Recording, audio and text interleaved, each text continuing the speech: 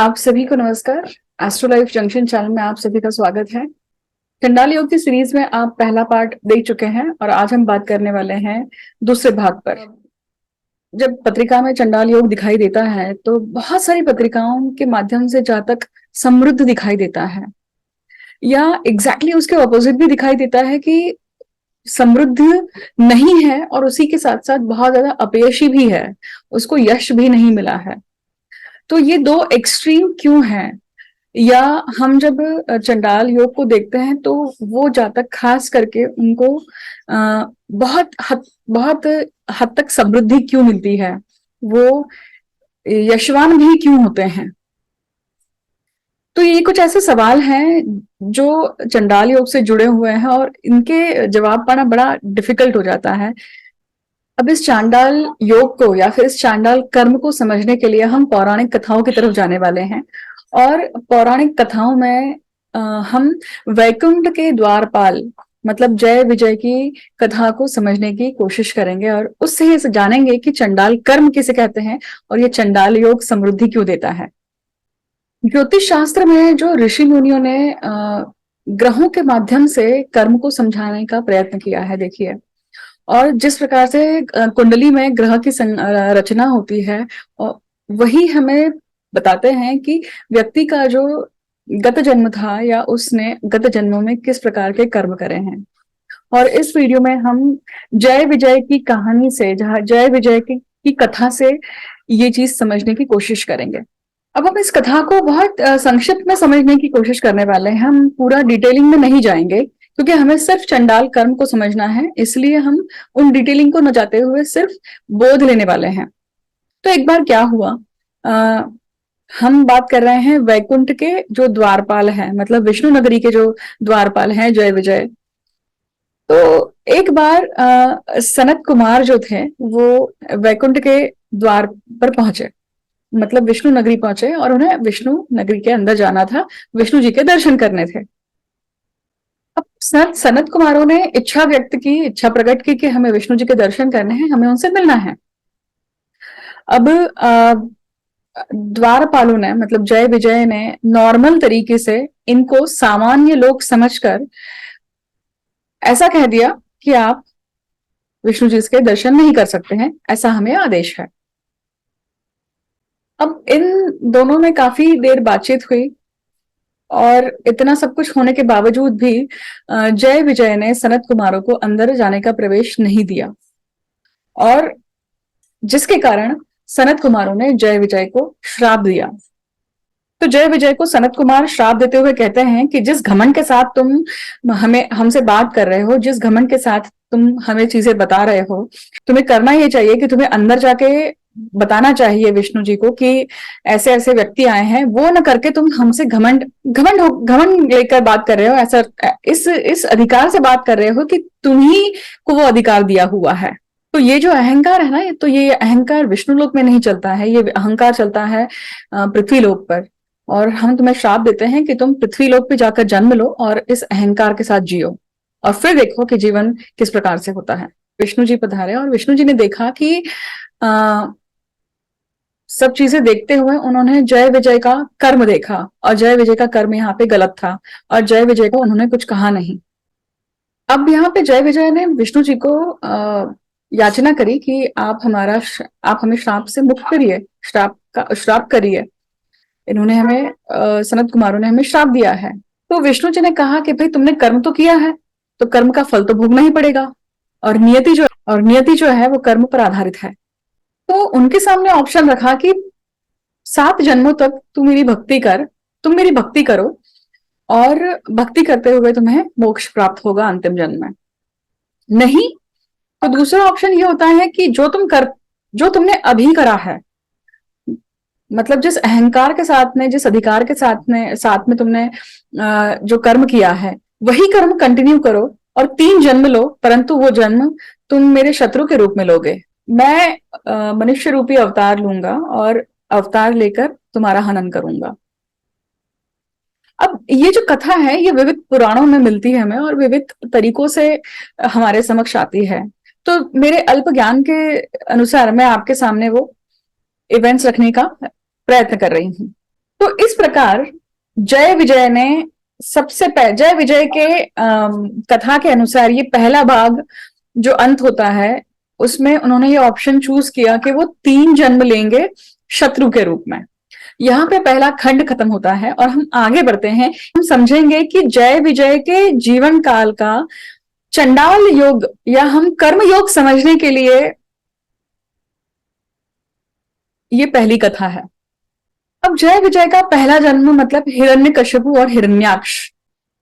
अब असुर कुल में सतयुग में जन्म लेने के बाद में कड़ी तपस्या करते हुए ब्रह्मा जी को जब वो वरदान मांगने गए तो या जब वो मांग रहे थे तो उन्हें पता था कि मृत्यु लोक में जिसने भी जन्म लिया है उसे अमरत्व का तो वरदान नहीं मिल सकता है। इसलिए कुछ विचित्र वरदान उन्होंने मांगा। अब भगवान ब्रह्मा जी के बनाए हुए किसी भी प्राणी की मृत्यु न हो सके, अर्थात न मनुष्य से ना ही पशु से, न दैत्य से तथा ना ही देवताओं से, ना ही सर्प से, ना ही गंधर्वों से उसकी मृत्यु हो सके। उसके साथ ही वह ना कभी अपने महल के भीतर मर सके या वह अपने महल के बाहर, ना उसे कोई दिन में मार सकता है ना उसे कोई रात्रि में, ना कोई ऐसा अस्त्र बने जिसके कारण उसकी मृत्यु संभव हो, ना ही कोई ऐसा शस्त्र हो, ना ही पृथ्वी पर उसकी मृत्यु हो, ना ही उसकी मृत्यु आकाश में हो। साथ ही उसने वरदान में मांगा कि ब्रह्मा के द्वारा बनाया गया कोई भी प्राणी उसकी शक्ति का सामना न कर सके, वह सभी का राजा बने, उसे स्वयं को इंद्र आदि देवताओं से ऊपर बनाने तथा भगवान ब्रह्मा के समान शक्तिशाली होने का वरदान मांगा।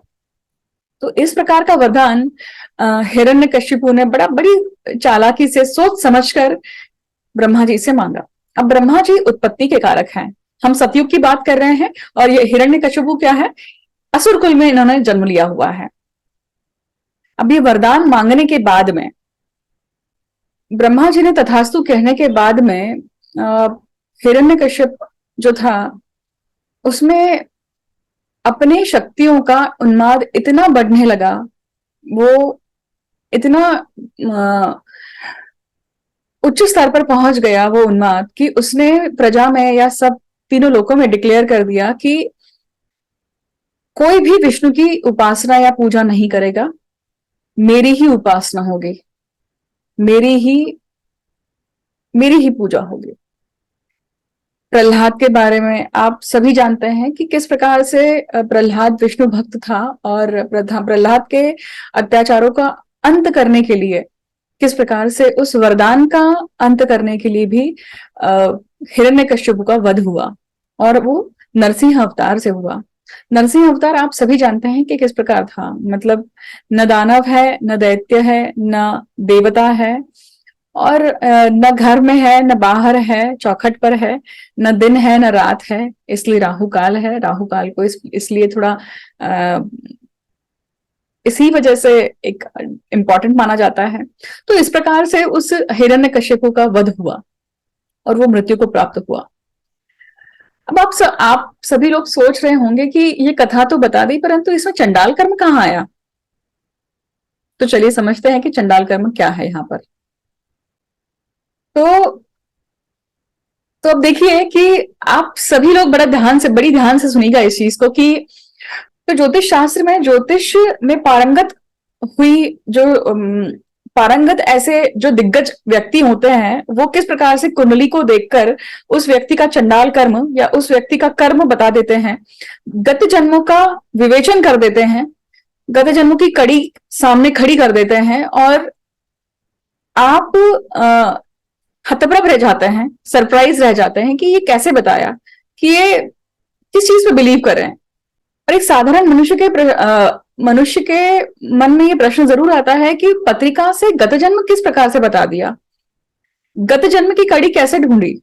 और शायद अगला सवाल ये रहता है कि क्या सच में पत्रिका के माध्यम से गत जन्म दिखाई देता है या गत जन्म की कड़ी को समझा जा सकता है। तो जो ज्योतिष के सही जानकार हैं उन्हें वो सही तरीके से दिखाई देती है और वो आपको सत्य बताते हैं। अब देखिए कथा में समझिए कि चंडाल कर्म किस प्रकार से था। तो अपने बॉस को मिलने आया हुआ कोई व्यक्ति है, उसे उसे अंदर न भेजकर खुद ही अधिकार लेकर, खुद का एरोगेंस दिखाकर कि नहीं, नहीं जाने देंगे, मतलब अपना अधिकार वो जो एरोगेंस है, जो एरोगेंस आपको आपके ओहदे पर नहीं सूट करता है, या वो आपको नहीं दी गई है, वो अधिकार आपको नहीं दिया गया है, फिर भी आप उस अधिकार को लेकर इस तरह का वर्तन करते हैं।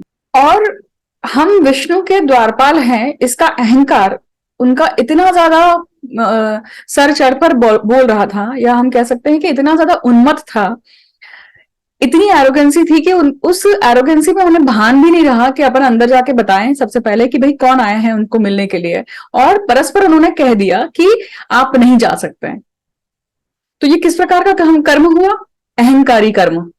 अब वही अहंकारी कर्म मतलब चंडाल कर्म लेकर वो उनके पहले जीवन में आए, मतलब सतयुग में जब उन्होंने हिरण्यकशिपु का और हिरण्याक्ष के रूप में जन्म लिया, अब वो इसको कैसे कंटिन्यू किया उन्होंने? अब उस कर्म के अनुसार उनके जीवन में दो घटनाएं घटित हुई। अब पहली ये थी कि जो श्राप उनको मिला, उस श्राप के कारण उनके मन में बहुत गुस्सा या द्वेष था विष्णु जी के प्रति, कि अपने बॉस ने अपनी नहीं सुनी और अपने को मरने के लिए भेज दिया। अब ये किसकी धारणा थी? जय विजय की, कि यहाँ पे अपने बॉस ने मतलब विष्णु जी ने उनकी हेल्प करनी चाहिए थी, जो कि उन्होंने करी नहीं। ये उनकी धारणा थी। सबसे पहले धारणा ही गलत है यहाँ पर। क्या आप अपने बॉस से ये एक्सपेक्ट कर रहे हो कि आप गलत कर्म करके आपने अपने अपने हिसाब से चीजें बता दी हैं और फिर भी आपको बॉस डांटेगा नहीं? तो कर्म किया है तो उसका फल तो मिलेगा ही मिलेगा, और उसका जो परिणाम है उसे अगले मतलब जब हिरण्यकशिपु और हिरण्याक्ष के रूप में जन्म लिया उसमें दिखाई दिया। अब देखिए गत जन्म से इस जन्म में ये कैसे कैरी फॉरवर्ड हुआ है कि विष्णु जी ने कुछ भी कहा नहीं सनत कुमारों को, उल्टा इन्होंने अपने इनको डांटा या इनको ऑप्शन रखा, इनको ऑप्शन दिया कि तुम जन्म लो और इधर मेरे शत्रु हो या फिर भक्ति करो और अपना अपना मोक्ष प्राप्त करके वापस से द्वारपाल बनो। तो इस चीज का इतना गुस्सा या इतना द्वेष था कि जब उन्होंने हिरण्यकश्यप और हिरण्याक्ष के रूप में जब जन्म लिया और वरदान प्राप्त करने के बाद में जब वो शक्तिशाली हो गया, तो उसने अपने आप को डिक्लेयर कर दिया कि मैं भगवान हूं। तो ये पहला चंडाल कर्म है उसका, कि अपना बॉस जो है वही अपने आप को प्रदर्शित कर देना कि मैं खुद यहाँ पे बॉस हूं, तो मेरी ही पूजा होगी, मुझे ही पूजना है। तो ये सबसे पहला इसका चंडाल कर्म हुआ। अब जो दो चीज थी उसमें से एक चीज क्या थी कि सबसे पहले विष्णु जी के प्रति जो उसका गुस्सा था, उनका गुस्सा था वो, और दूसरी बात क्या थी कि श्राप किस चीज का मिला है कि मृत्यु लोक में जाकर ये चीज करनी है। अब मृत्यु लोक मतलब जहां पे मृत्यु निश्चित है, सुनिश्चित है। तो ब्रह्मा जी की साधना करने का जो इंटेंशन था वो क्या था? ब्रह्मा जी की साधना करने का इंटेंशन मृत्यु पर विजय प्राप्त करना था। अब मृत्यु लोक में आने के बाद में आपको अमृत का तो वरदान नहीं मिलेगा, तो उसको कैसे टैकल किया जाए, इसलिए उस वरदान को प्राप्त किया। तो ये दो इंपॉर्टेंट चीजें थी, मतलब मृत्यु का भय और पहला विष्णु जी के प्रति जो द्वेष था उसके कारण अपने आप को डिक्लेयर कर देना कि मैं भगवान हूं, मेरी पूजा करो। तो ये दो बड़ी इंपॉर्टेंट चीजें थी इस जन्म की इनकी। अब ऐसा करते हुए उनका पहला जन्म खत्म होता है और पहले जन्म में किए हुए कर्म खत्म होते हैं, और अब इसी कर्मों के अनुसार उनके दूसरे जन्म का पाठ शुरू होता है, मतलब बेस शुरू हो जाता है। अब समझिएगा इसी पार्ट में अब अगले जन्म की तैयारी किस प्रकार से हो रही है। देखिए व्यक्ति अपने कर्मों से अगले जन्म में किस प्रकार से भोगने वाला है, उसकी तैयारी किस प्रकार से करता है, ये हम जय विजय के माध्यम से समझ रहे हैं। अब समझिए कि जय विजय का जो पहला जन्म था हिरण्यकशिपु और हिरण्याक्ष के रूप में, उसमें अब इन्होंने अगले जन्म की तैयारी के रूप में क्या क्या कर्म करें। अब देखिए भक्त प्रहलाद का जन्म हुआ और भक्त प्रहलाद ने विष्णु जी की उपासना शुरू की और वो विष्णु जी का परम भक्त था। अब अपने पिता ने निकाला हुआ फतवा, या हम ये कहें कि अपने पिता ने पूरे प्रजा में, पूरे राज्य में ये चीज कही है कि विष्णु जी की कोई भी उपासना नहीं करेगा, तो उसने सबसे पहले अपने पिताजी का हुक्म नहीं माना और सब उस चीज का द्वेष, अगेन इसी के साथ साथ दूसरी इच्छा उसके अपनी पत्नी से ये थी कि जिस प्रकार से एक पत्नी का धर्म होता है कि अपने बच्चे को समझाना कि जो पिता ने कहा है उसकी आज्ञा का पालन करे, ये करवाना, तो ये उसकी पत्नी ने नहीं किया। या हम जो प्रहलाद की जो माता थी कयाधु, उन्होंने कभी समझाया नहीं कि तुम विष्णु जी की उपासना मत करो। अब यहाँ पे देखिए कि हिरण्यकश्यपु के मन में ये बात बहुत गहराई से घर कर गई कि मेरी पत्नी ने मेरा साथ नहीं दिया। पत्नी धर्म के कंपैरिजन में मातृ धर्म को ज्यादा इंपॉर्टेंस दी, और अपनी पत्नी अपनी ही सुनती नहीं है, इसलिए एक पत्नी द्वेष निर्माण हो गया उनके मन में। और ये कहीं ना कहीं क्या था, अनादर था उनके प्रति। तो इससे और अहंकार को ठेस पहुंच रही थी। हम क्या समझ रहे हैं कि अगले जन्म की जो प्लेटफॉर्म है वो कैसे तैयार हुई। तो पहली बात उनके दिल में क्या घर कर गई कि पत्नी ने अपना अनादर किया, मतलब पत्नी ने अपनी सुनी नहीं निभाया और मातृधर्म निभाया। और मरते समय हिरण्यकशिपु को ये समझ में आया कि पृथ्वी लोक में आने के बाद में भी और इतना बड़ा वरदान प्राप्त करने के बाद भी उस वरदान का छेदन करके मेरी मृत्यु हुई है, तो मुझे मृत्यु की जो देवता हैं उनकी शरण में जाना चाहिए, उनकी उपासना करनी चाहिए। अब दूसरा जन्म लेने के लिए उनके मन में दो चीजें रह गई। पहली कि पत्नी का साथ नहीं मिला, और दूसरा कि जिस वरदान को प्राप्त करने के बाद भी मेरी मृत्यु हुई है, उस मृत्यु के देवता को ही अगर हम वश कर ले तो मृत्यु पर भी विजय प्राप्त की जा सकती है। इंटेंशन देखिए आप यहां पे। और इस प्रकार से उनका दूसरा जन्म होता है रावण का। रावण का जन्म हुआ त्रेता युग में। त्रेता युग में अब यहां पर देखिए आप, अर्ध ये देवकुल से हैं और अर्ध दैत्य कुल से हैं। जय के रूप में रावण ने जन्म लिया और कुंभकर्ण के रूप में विजय ने जन्म लिया। अब ये मृत्युलोक पर पैदा तो हुए। इनकी जो माता थी कौन थी? महर्षि विश्र। इनके पिता थे महर्षि विश्रवा और माता थी कैकसी। मतलब ऋषि कुल और राक्षस कुल का ये समागम लेकर जन्म लिया इन्होंने। और इस जन्म में विष्णु जी के कौन से अवतार थे जिन्होंने इनका वध किया? आप सभी जानते हैं, राम अवतार। अब हम समझते हैं कि इस त्रेता युग में रावण के या कुंभकर्ण के किस प्रकार से कर्म चंडाल कर्म थे। बैकग्राउंड हम लेकर आ रहे हैं यहां पर दो चीजों का, अब वही कैरी ऑन होने वाला है। अब इस कथा के डीप में न जाते हुए, क्योंकि रामायण हम सभी को पता है, हम बचपन से सुनते आ रहे हैं, सभी को पता है कि वही रावण ने सीता जी का हरण किया, और ऑब्वियसली सीता जी का हरण जो करना था वो चंडाल कर्म था ही। परंतु वो चंडाल कर्म क्यों किया? क्या ऐसा इंटेंशन था जिसके कारण ये कर्म करने की रावण को इच्छा हुई? और रावण का वध राम जी ने किया। तो ये एक जो बिल्कुल शॉर्ट इसका स्टोरी है, ये आप सभी को जानते हैं, आप सभी जानते हैं। तो अब हम समझते हैं कि यहाँ पे इनका डिटेल में चंडाल कर्म कैसे हुआ। अब आप देखिए, रावण के बारे में जो चीज सबसे ज्यादा फेमस है वो क्या है कि वो शिव भक्त था। न भूतो न भविष्य इस प्रकार के शिव भक्त होकर गए हैं। परंतु जब हिरण्यकश्यपु की मृत्यु हो रही थी, तो मृत्यु के समय उसके मन में क्या था कि मृत्यु अटल है मृत्यु लोक में, मतलब मृत्यु तो होनी ही है, तो क्यों ना हम मृत्यु के देवता को वश करें। और रावण का जन्म जब हुआ तो रावण ने शिवजी की आराधना, शिवजी की उपासना शुरू करी और शिवजी को प्रसन्न किया। त्रेता युग में रावण ने शिवजी की इस प्रकार से उपासना करी कि उसके जो 10 सर थे, वो 10 सर 10 विकार माने जाते हैं, और एक एक करके सभी विकारों को उसने शिवजी को अर्पण किया और खुद निर्विकार हो गया। और इस प्रकार रावण ने शिवजी को वश कर लिया, शिवजी को प्रसन्न कर दिया। और इस प्रकार से रावण का जो अभीष्ट था कि मृत्यु पर विजय पाने का जो उसका इंटेंशन था, वो इस प्रकार से पूर्ण हुआ।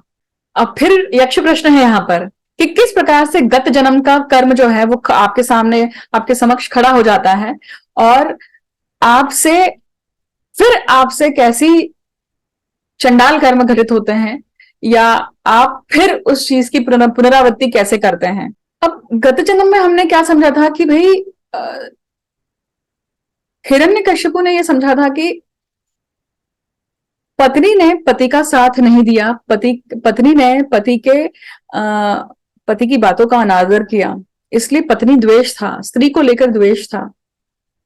और इस जन्म में एग्जैक्टली वही सेम चीज उसके सामने समक्ष आकर खड़ी हो गई। सीता के स्वयंवर में पहुंचने के बाद में शिव धनुष उठाने का प्रयोजन था। अब इतना बड़ा विद्वान, इतना बड़ा शिव भक्त, न भूतो न भविष्य, इस प्रकार से उसकी महिमा थी, इस प्रकार से उसकी ख्याति थी। तो आप समझिए कि जब वो शिव धनुष उठाने के लिए गया तो वो शिव धनुष उससे नहीं उठा, और जब ये हो रहा था तो बाकी पूरी सभा में सभी लोग उस पर हंसने लग गए, और यहां उसका अहंकार पुनः पुनः क्या हुआ, क्षतित हुआ। और किसके कारण हुआ? जिस लड़की को या जिस स्त्री को मैं पत्नी रूप में लेने आया था, मतलब अगेन पत्नी रूप का जो एक उसके मन में अनादर या पत्नी ने दिया हुआ घाव था, वो इस प्रकार से वापस ट्रिगर हुआ। अब आप देखिए कि किस प्रकार से उसका पत्नी द्वेष जो था वो इस जन्म में बाहर आया, कि अगर इस स्वयंवर के लिए मैं जाता ही नहीं, तो स्वयंवर के लिए नहीं जाऊंगा तो मुझे शिव धनुष उठाने की जरूरत ही नहीं पड़ेगी, शिव धनुष उठाने की जरूरत नहीं पड़ेगी, तो मेरा मुझ पे कोई हंसेगा ही नहीं कि मैं इतना बड़ा शिव भक्त हूं, और मेरा अपमान ही नहीं होगा। परंतु ये सारी चीजें हुई और उसका अपमान भी हुआ, और वो अपमान उसको सहन नहीं हुआ, और वहीं पे उसका ये ट्रिगर हुआ।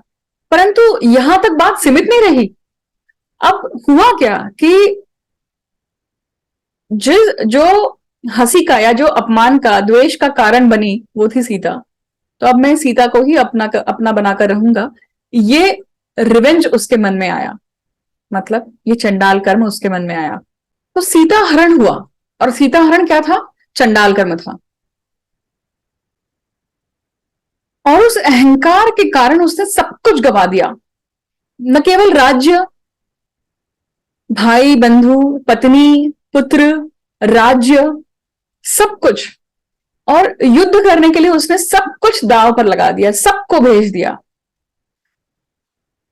उसका अहंकार इतनी चरम सीमा पर पहुंच चुका था, जिसके कारण ऐसा रावण जिसने युगों युगों तक राज्य किया, ऐसा रावण जिसने ग्रहों को भी अपने अपने वश में रखा, शनि को अपने पैरों के तले रखा, इतना धाड़सी, इतना पराक्रमी रावण अंत में अहंकार की चरम सीमा तक पहुंच चुका था कि उसने सब कुछ, मतलब सब कुछ दांव पर लगा दिया। और वो अहंकार की जो चरम सीमा है, वो राक्षस के रूप में अगले जन्म में जन्म ली।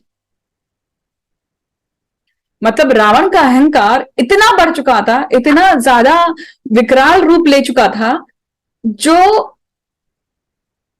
जब उसका अगला जन्म हुआ, अब अगला जन्म क्या था? शिशुपाल। तो शिशुपाल का जन्म जब हुआ था तो शिशुपाल के 4 हाथ थे, 3 आंखें थी, और एक राक्षस के रूप में ही उनका जन्म हुआ।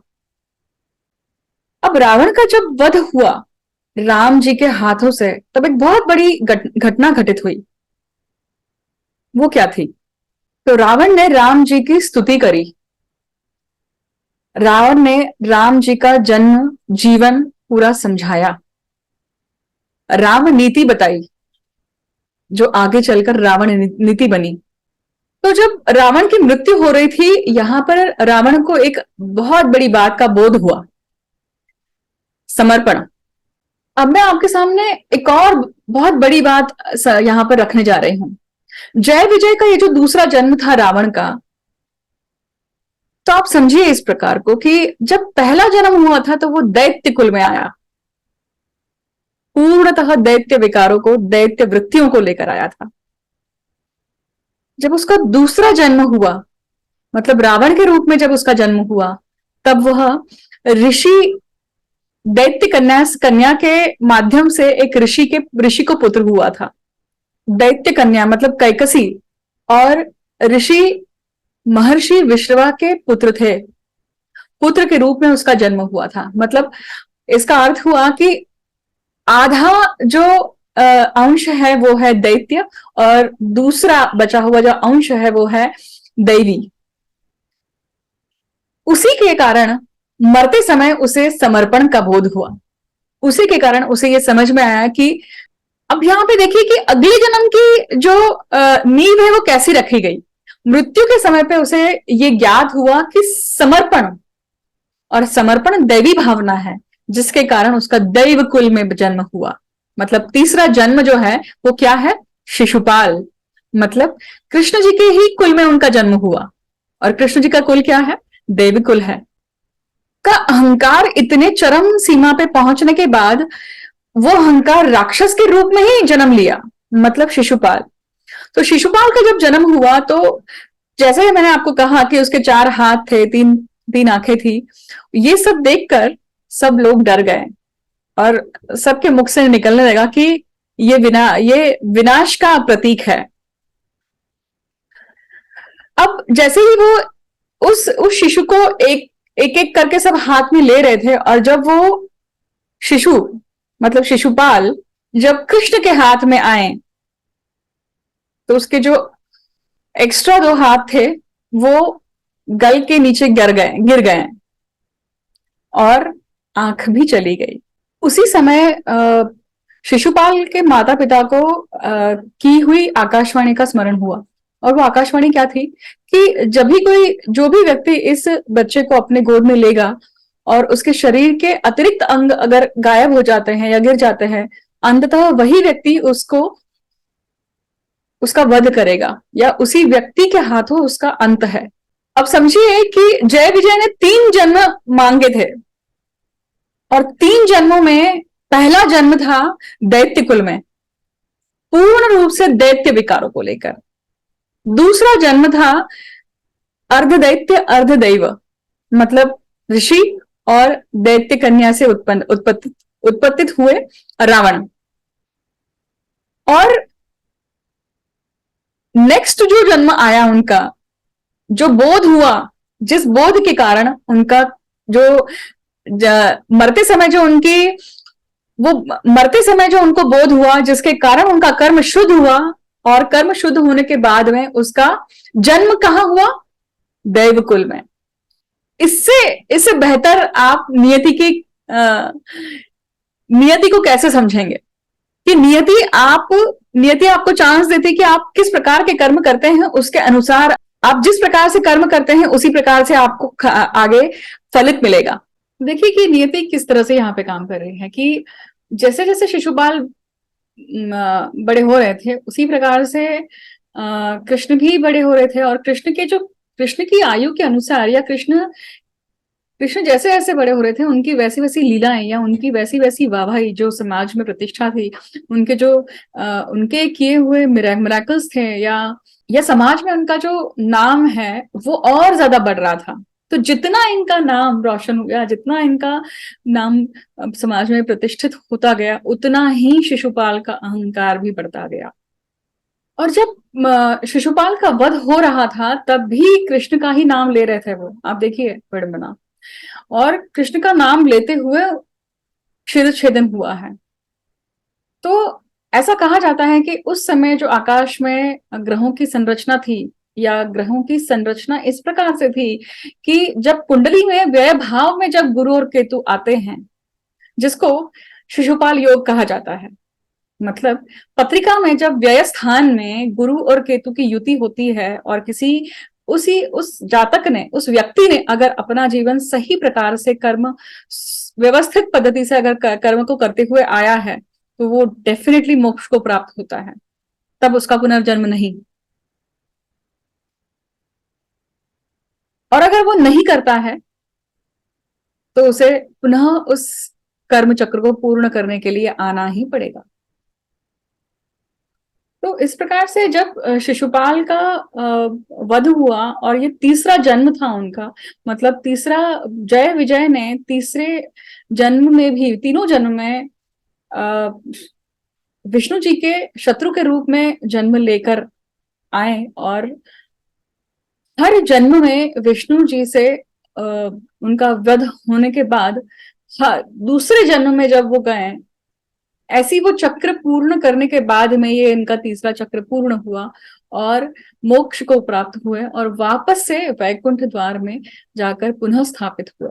और इस प्रकार से जय विजय की कथा जो है यहाँ पे वो समाप्त हो जाती है।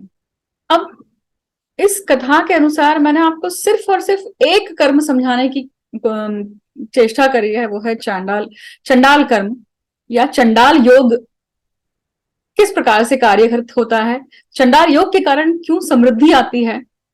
अब हिरण्यकशिपु के जन्म के समय उन्होंने विष्णु को नकारा, और क्यों? क्योंकि विष्णु जी के को लेकर उसके मन में क्या था? बैर था, द्वेष था। दूसरे जन्म में रावण के रूप में जन्म लेकर सीता हरण किया, पत्नी का हनन किया, किसी और की पत्नी का हनन किया। क्यों? क्योंकि गत जन्म में अपनी पत्नी अपने विरुद्ध खड़ी है, उसके कारण, उस द्वेष के कारण इस जन्म में वो कृत्य उनसे हुआ। और तीसरे जन्म में जब शिशुपाल रूपी जन्म हुआ जय विजय का, तो वो उस मृत्यु के समय, रावण की मृत्यु के समय, वो अहंकार इतना ज्यादा बड़ा वृक्ष का रूप ले चुका था कि जब जन्म हुआ था शिशुपाल का, तो वो खुद ही राक्षस बन के वापस आया था। और वो द्वेष बढ़ता गया कि वो जीवन भर कृष्ण को गाली देता रहा, और दूसरी ओर वो कृष्ण का नाम लेता रहा, और ये चीज करते हुए मोक्ष की प्राप्ति हुई उसको। मतलब एक कर्म को पूर्णता प्राप्त हुई यहाँ पर। तो चांडाल योग ये है, और चांडाल कर्म को समझाने के लिए सभी ऋषि अपने अपनी पद्धति के अनुसार, मतलब पराशर ऋषि की पद्धति कहिए या फिर जयमिनी ऋषि की, वशिष्ठ ऋषि की, भृगु ऋषि की, पर इन सभी ऋषियों में पराशर ऋषि की जो पद्धति है वो बहुत ही सहज और सरल रूप से समझ आती है पौराणिक कथाओं को लेकर, क्योंकि पौराणिक कथाओं में इतने गूढ़ रहस्य छिपे हुए हैं। क्योंकि गत जन्म में क्या किया उसका पूरा वातावरण जो है वो हमें इस जन्म में दिखाई देता है, अगर सही तरीके से पत्रिका को पढ़ने वाला व्यक्ति है तो।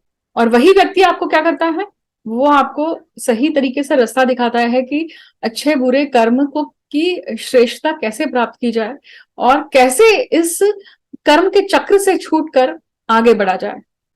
अब चंडाल योग में प्रॉस्पेरिटी क्यों होती है, समृद्धि क्यों होती है, या एक्सट्रीम लेवल पे अपयश भी क्यों होता है? अब चलिए वो समझते हैं यहां पर। तो सबसे पहली बात जो आपको गांठ बांध लेनी चाहिए कि जब हम पत्रिका देखते हैं, या पत्रिका में जब भी कभी किसी जातक को चंडाल योग मिलता है, या उसके पत्रिका में चंडाल योग है, तो किसी न किसी जीवन में या गत जीवन में वो ब्लेस्ड रहा है, उसे आशीर्वाद प्राप्त है, उसे किसी न किसी प्रकार का वरदान प्राप्त है, तभी वो प्रॉस्पेरिटी उसके पास आती है, तभी वो लक्ष्मी उसके पास आती है।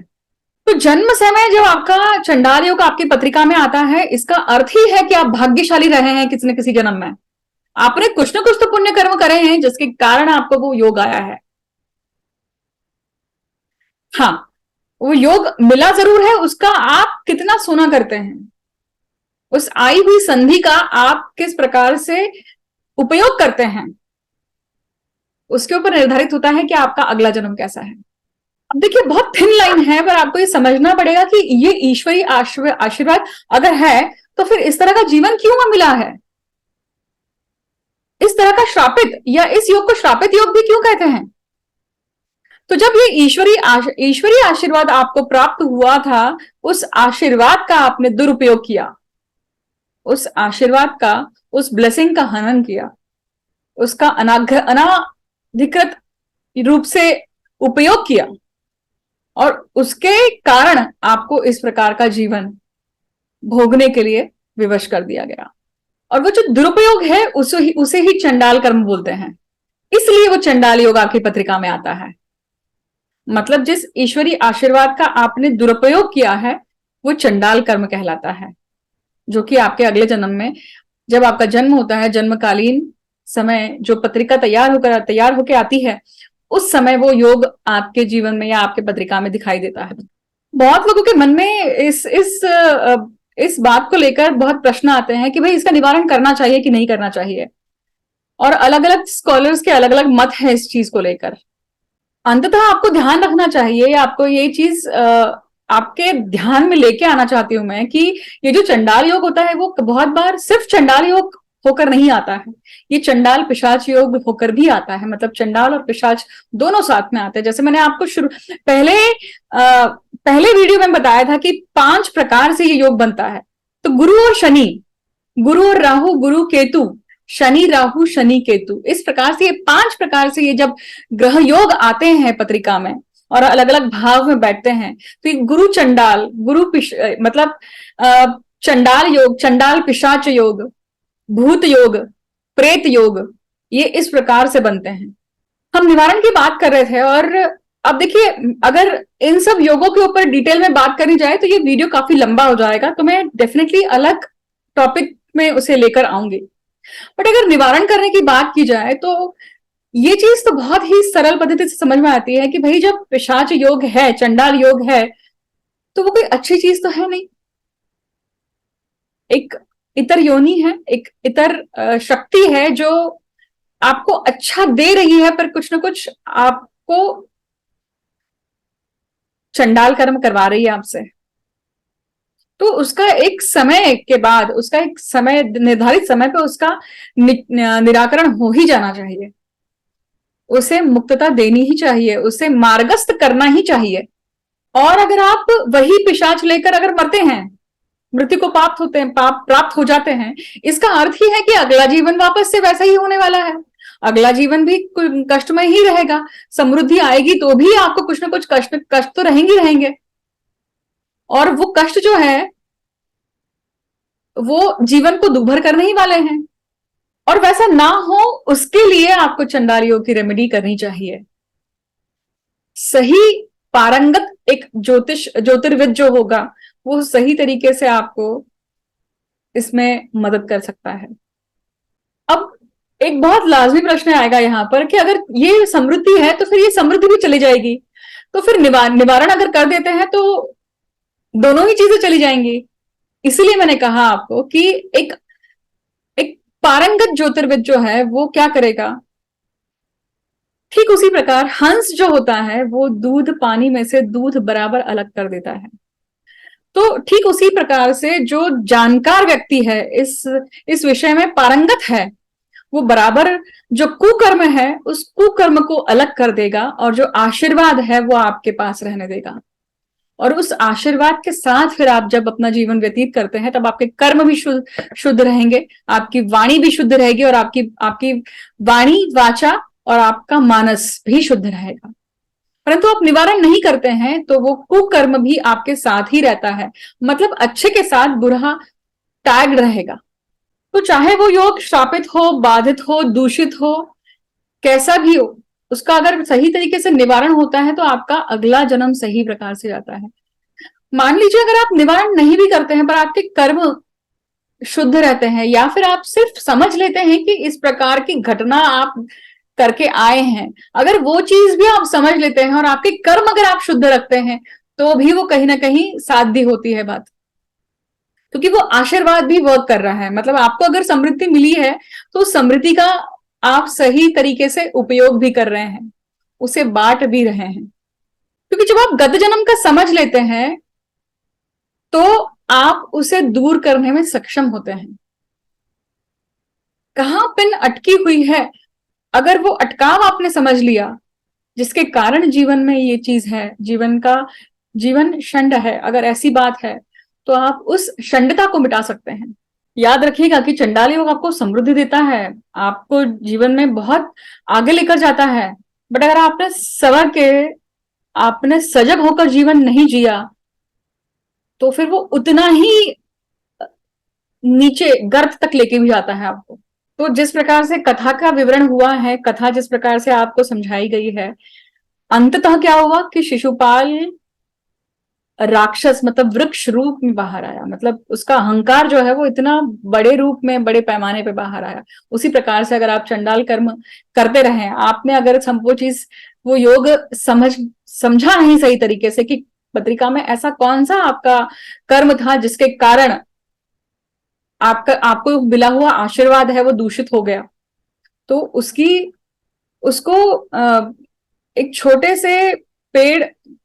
से बीज से बड़ा पेड़ बनते हुए देर नहीं लगती है।